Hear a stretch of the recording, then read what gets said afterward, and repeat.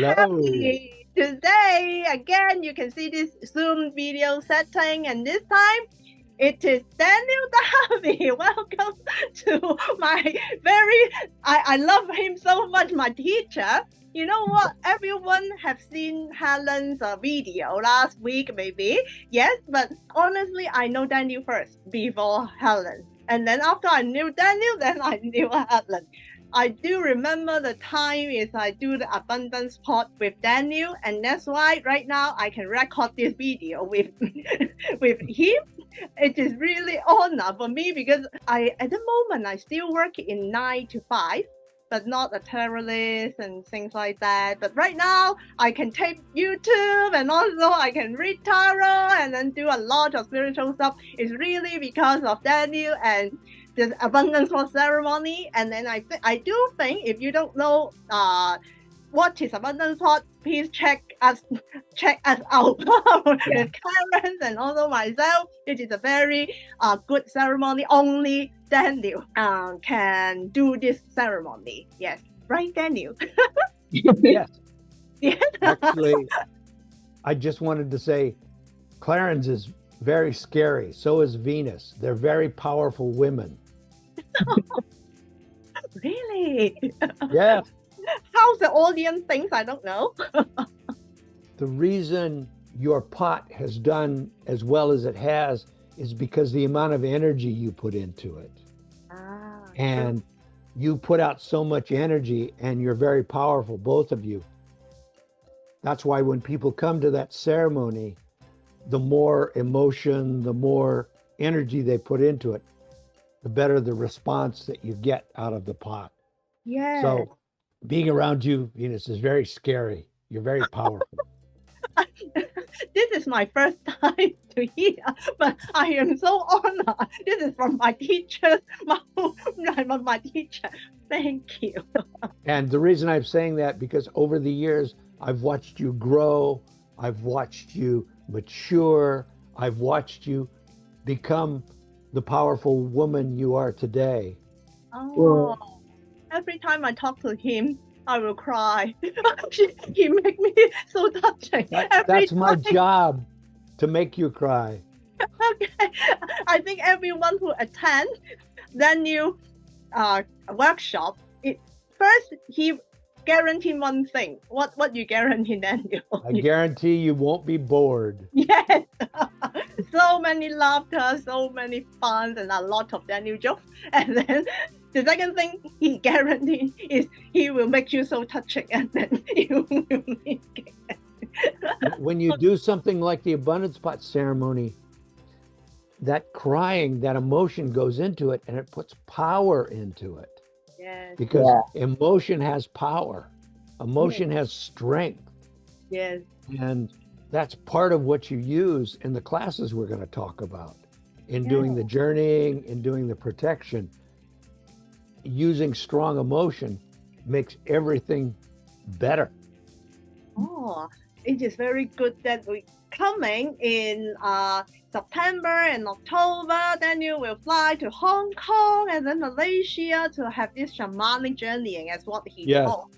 Yes, and then I think it is quite a new concept to Hong Kong people or Malaysia people, and then people don't know what is shamanic journeying actually. Can you just explain to the audience what is used for? What is that?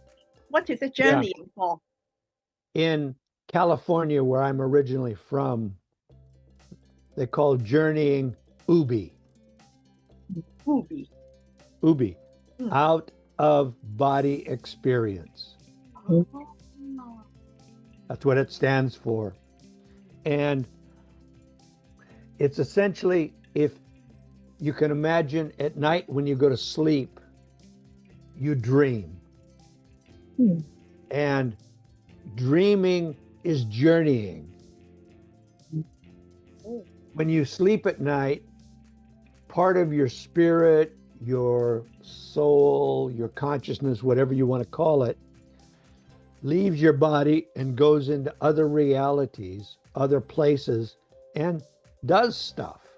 It's a real experience that you have. And journeying is the conscious choice to dream awake. Oh. It's dreaming in a way that you can control. It's being able to choose to leave this shell and go into other realities, learn information, heal, understand dreams, protect yourself, protect others, recover pieces of yourself or pieces of other people that might have been lost. A very powerful tool that can make it possible to do a lot of different things, from healing to understanding to protecting to communicating with spirits. It gives you a whole range of potential possibilities. Yes, because when I just hear what you say, I do think it is a very powerful process. And then because dreaming is unconsciously, you out of your body, you don't know where you go, and then sometimes you don't know what does dream mean, or a lot of things that we unconscious. But for shamanic journeying, seems it's a very conscious, and then we know what we're going to do, maybe healing others or healing ourselves, and then find our answer to our solving the problems, or goal protection, or ask some experience, ask some other spirit for maybe messages, and then we can do a lot with shamanic journeying. And then I think the process seems like very safe, instead of, because out of body experience. I need to put an interjection there. Oh. It can be quite safe, but it can also be potentially difficult, and people can get into trouble. Mm-hmm. And when I teach journeying, I teach it A, B, C, D. Yes. This is how you do it. And if I'm going to teach someone, they have to agree to that method. If they don't agree to that method, I will not teach them, period. And if they agree to that method and then they don't stick to it, if they do something else, I will stop them from journeying. I will make it very difficult, if not almost impossible, for them to get out of their body. Yes. And the reason I do that, because when I teach people this process, the first thing I ask them in class is, I said, can I have permission to come into your dreams for the next 6 months? Because I'm going to track what you're doing, and I'm going to make sure you're doing A, B, C, D. And if you're not, I will stop you from doing it. And if they can't give me that permission, then I say, thank you very much. Here's your money back. Have a nice day. Goodbye. Because journeying is really a very powerful tool, and you can change reality. I mean, this three-dimensional reality, you can change what goes on here by journeying. But out there in the other realms where we go to do journeying, there's a lot of the positive stuff. There's a lot of positive beings, but there's also shit out there. There's also stuff that can hurt you. And that's why I teach people A, B, C, D, so they don't run into that negative shit. So they don't get in a position where they get harmed or get scared. Yes. See, that's why we all need to learn from Daniel. Well, it's so there are other people that teach this process, but when I teach it, I feel like, if I'm teaching you to shoot a gun, I want to teach you in the proper way so you don't shoot yourself in the foot. Yes, this is what I'm going to say. I think so. Because I have heard a lot of story about this kind of out of body experience, and then they have learned from other teachers, and then the experience is not really nice sometimes, and then not be controlled. And then what I want to highlight is you, first of all, you're very responsible for all the people's safety and make sure, because honestly they just attend one of your workshops, but you need to monitor them for half a year, and there's so many effort you need to put to some people I monitor beyond half a year. Oh, Wow. Yes, that's why it is really good. One of the things you can do with shamanic journeying is a process called soul retrieval, where you're bringing back pieces of people that they've lost. Oh. And sometimes those pieces of people have been traumatized or harmed, and it needs to be healed. And that process can take time. And when I've done soul retrieval for people, sometimes I've had to hang on to those pieces, and sometimes I've had to hang on to pieces of people for as long as 10 years. So those people I've had to keep track of for 10 years. And it's just, I feel like you need to take responsibility for what you're doing. If you're going to help someone, you've got to be willing to help them. Yes. And then in a shamanic way, I don't think it is very popular or common that we can find someone to teach us or to lead us for shamanic journeying. Yeah. In Hong Kong and in Malaysia. And during the journeying, I do remember you have mentioned there will be gatekeeper and also spirit guide. And then what are they used for the journey? Well, when you're journeying, there's two things you want to be conscious of: your physical body and your spirit, your soul, your consciousness, whatever you want to call it. And when you go out journeying, there's no one home in your body. It's empty, you know, it's like the house when you go on vacation. So a gatekeeper is a being that agrees to stay with your body while you're journeying to protect it. So it keeps anything from you other than you coming home to the house. So if you don't have a gatekeeper, it's like if you go on holiday and then when you come back from holiday, somebody has moved into your house. That's not a very pleasant experience. So if another spirit has occupied your body while you're out journeying, it can be rather unpleasant. So a gatekeeper's job is to watch over your body. It does not go journeying with you. It doesn't go anywhere else other than stay right here in the reality your body's in, and keeps your body safe and keeps everything else away from bothering it. That's number one. So when we do the journeying, everyone can connect with his or find his or her own gatekeeper, right? The first thing you have to do is find a gatekeeper. If you don't have a gatekeeper, you do not journey, period. And initially, when people start this process, I have them use me as a gatekeeper until they find their own. So if I've got 5, 10, 15, 20 people in my class, I'm watching over all of those people while we're doing this process until they get a gatekeeper. So during the process with you, and then we will all say. Yeah. And you keep doing the process to find a gatekeeper until you get one. I've had some people that get a gatekeeper the first time they try. I've had other people that don't get a gatekeeper until the 20th time they try.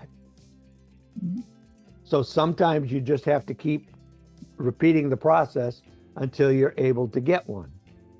Okay, once you have a gatekeeper, the next thing you do is get a journeying guide. And basically, this is a spiritual being that agrees to watch over you while you're journeying. It has the ability to take you to different realms. It has the ability to help you with different skills and different processes. So it's kind of like a teacher on the other side, if you will. But it's more than a teacher. It's kind of like a tour guide. Well, a tour guide, but a tour guide that will keep you safe.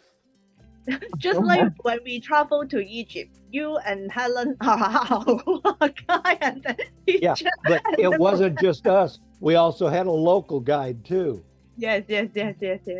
And a gatekeeper is kind of like the local guide who knows the way around, who knows how to go to the upper realms, the lower realms, the elemental realms, and knows how to deal with beings from those realms.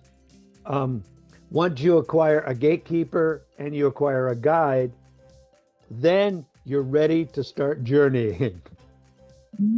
But until you have those two elements in place, you don't journey. You go to the fringe, because in order to get those beings, we have to go into the underworld. And we go into the underworld, create a safe space for you to be in while you're looking for those beings. Once you have a gatekeeper and a guide, then we will explore the upper realms, the lower realms, the middle realm, the elemental realms.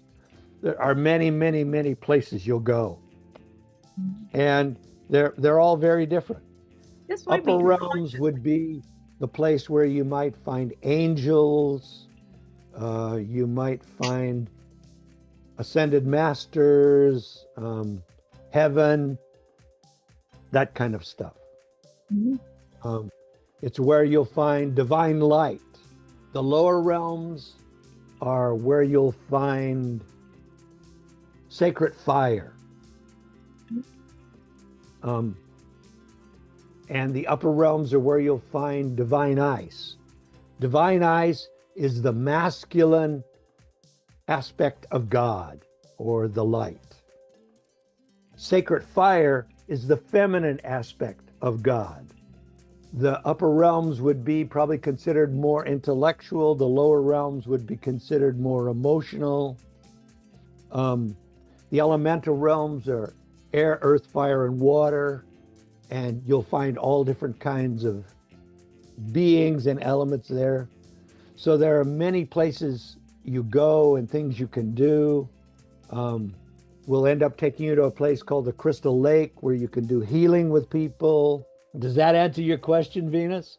Yes, it's a very powerful tour, as you said, because we can explore different realms. And then whenever maybe we would love to have those energy from that realm, or we can go there to have some teaching of that realm, and then we can find answers, we can do healings. There's a lot we can do, and then we can travel after Daniel's teaching us, and then we can follow all the steps, and then we can make sure ourselves is safe, and then we can go out of the body to have this kind of experience. And then I think it is a very valuable to learn how to do this, how to use these tools, and then to make sure we can travel safely to different, just like us travel to different countries, and then all safe, and then you can happily explore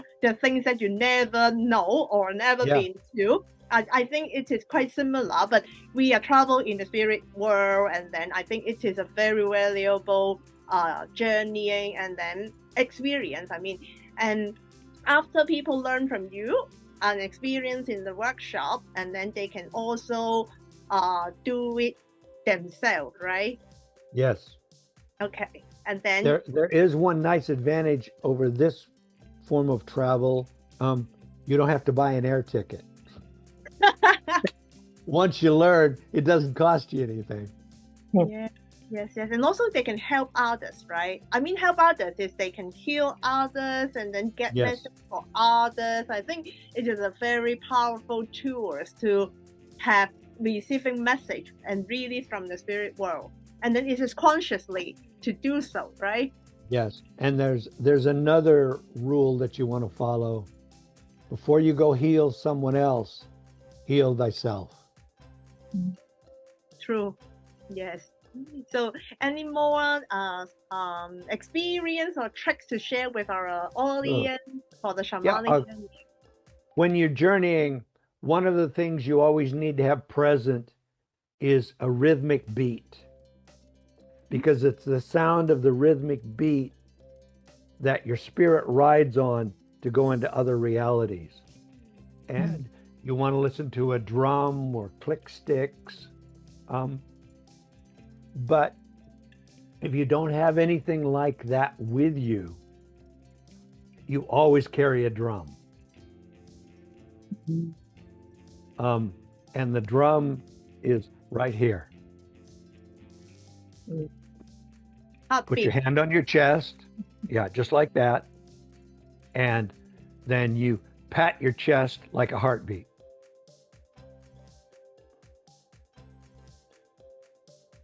So you always carry with you what you need to journey wherever you go.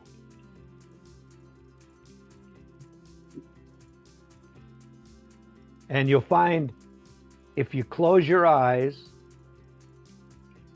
and pat your chest with like a heartbeat,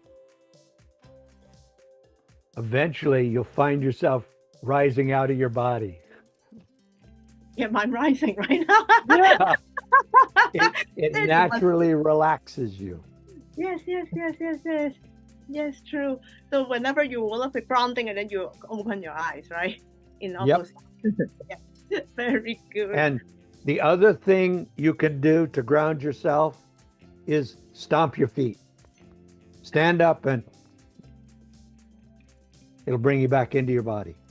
Yes, this is a very good trick for all the audience to know. Whenever you will love the grounding, don't close your eyes. You keep your eyes open, and also you need to feel your feet, and then just then you are back. Okay.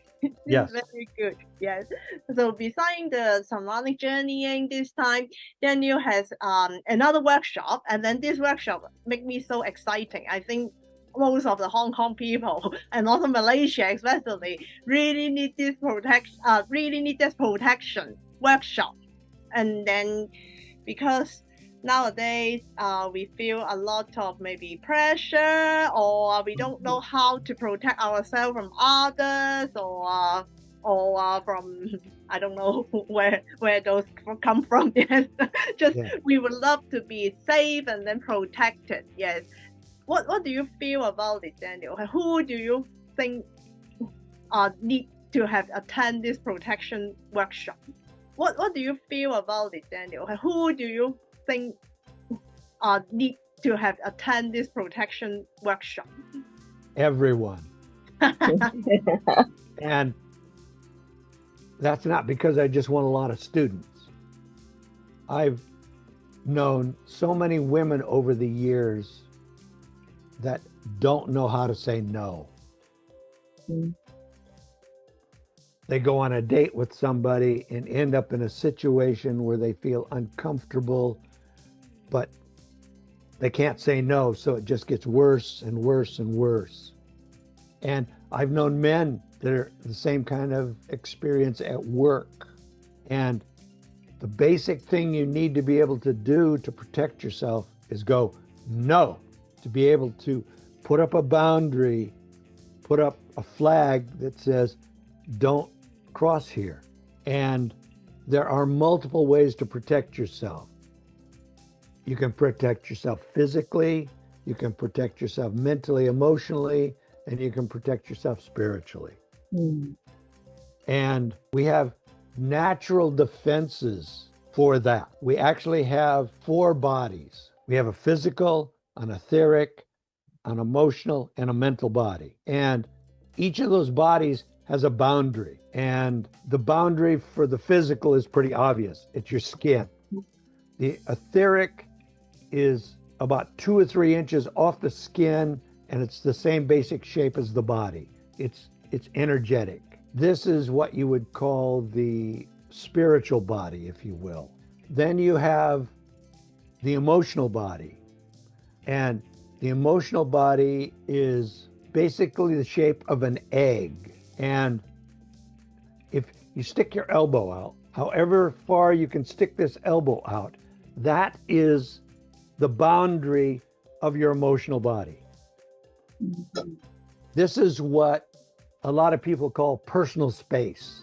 If somebody gets within that, you can almost feel violated because they come inside your emotional body. Then the last one is the mental body, which is a sphere, and it's basically your arm length. So if I stick my arm out in all directions, that's the edge of my mental body. And if you pay attention, when people get close to each other, you can feel when those two boundaries cross. You can feel when the mental bodies cross, or you can feel when the emotional bodies cross. Obviously, you can feel the physical boundary when somebody touches you. But learning to hold these boundaries is one of the ways you can protect yourself. And learning to say no is one of the ways you can do that. So you can reinforce these boundaries energetically. You can reinforce them with the help of spirit. You can reinforce them with sound. Tell you a quick story. There's a process that I can teach called a boundary exercise, and basically it strengthens the boundary of all 4 bodies, one at a time. You do the physical, the etheric, the emotional, and the mental.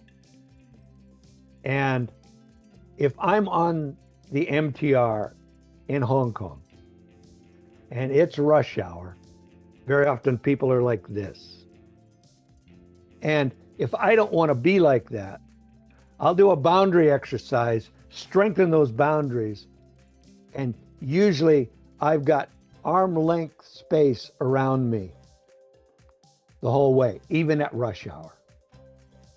What you mean is there's no one will get close to you. Yes. My God. It's amazing. I can reach out with my arm and almost not touch anybody. If you teach this in the workshop, yes, I can. Boundary exercise. I think yes. It is a very good practice for the Hong Kong people to understand. This is a really good skill for us need to be acquired to protect ourselves, and then you can feel very safe even in rush hour. Okay. Even if you haven't done a boundary exercise, if you're on the MTR at rush hour and you're standing there and you go, no, what will happen? People will go away. That's right. See, you strengthen the boundaries and people will give you space. So, this is a very good tip, right? No, but I do feel that if our energy is strong, and then when you go into, you step into it, and then people really don't get close to you. Yeah. And the reason they don't is because they become uncomfortable. If you have a strong boundary and they touch it. But we are growing up in this country, Yeah. I'm not saying you need to be mean to people. I'm not saying you don't be kind. I'm not saying you don't be generous. But it's like the old axiom. You can't love anyone else any more than you love yourself. So true. Yes, I totally agree. Yes.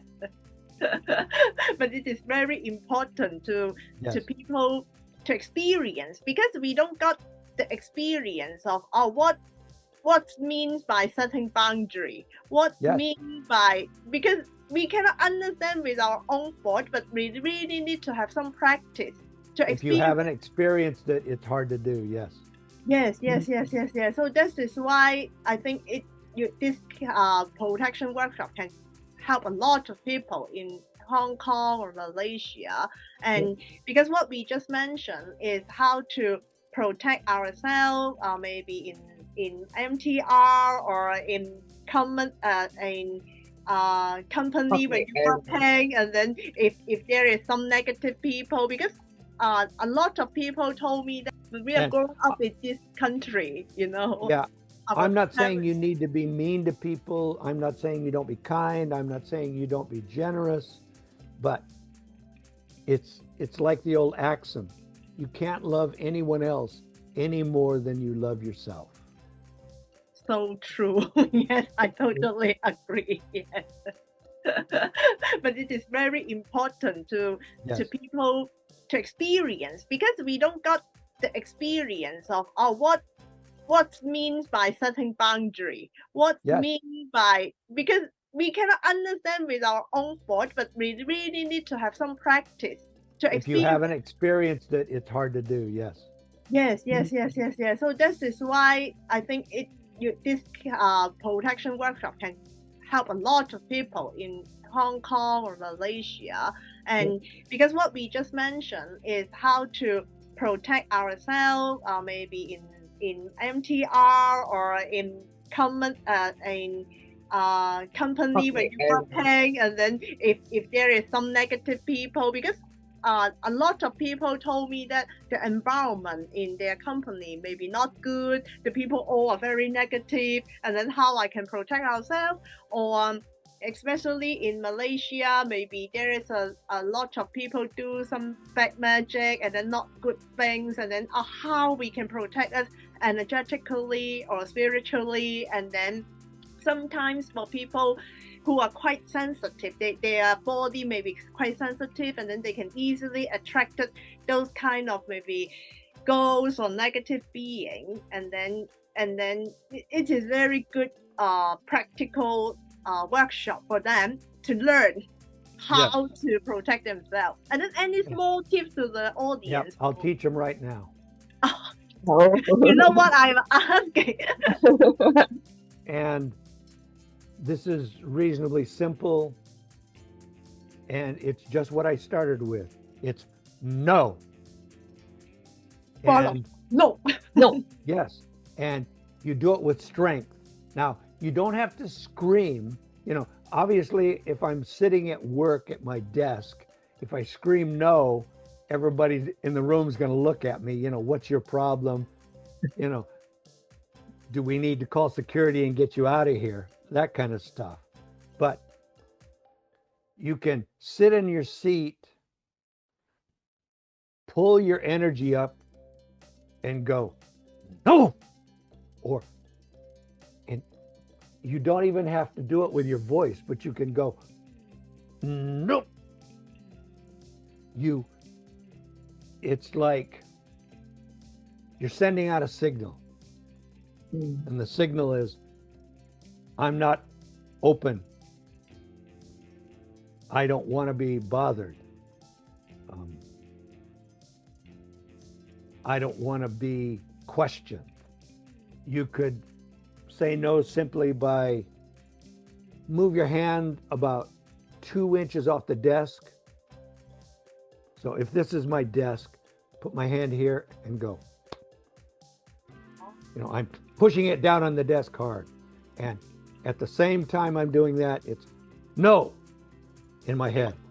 It is very natural. That's setting a boundary. The other thing they could do is the boundary exercise I talked about, but I'll teach that in the workshop. Yes. I think this is a very good small tip that you just put it and then set it your power, and then inner say no, then you will set out. Yes. And then one of the small tricks that Karen has learned from you, because when I travel with her, she always quite sensitive, and then sometimes you will get distracted by some not good things. And then can you just share more, Karen, regarding this experience? Because for my body is quite sensitive when I enter to maybe like hotel or a new place that I've never been before. And sometimes I just feel that there is a weird energy coming to me. So I remember I asked Daniel and Helen, how can I do this when something, want to disturb me? And then Daniel just said, just scold them with 30 words. So I tried. And then I remember I asked Daniel, if I am in a restaurant, how can I react? You know how Daniel teach me?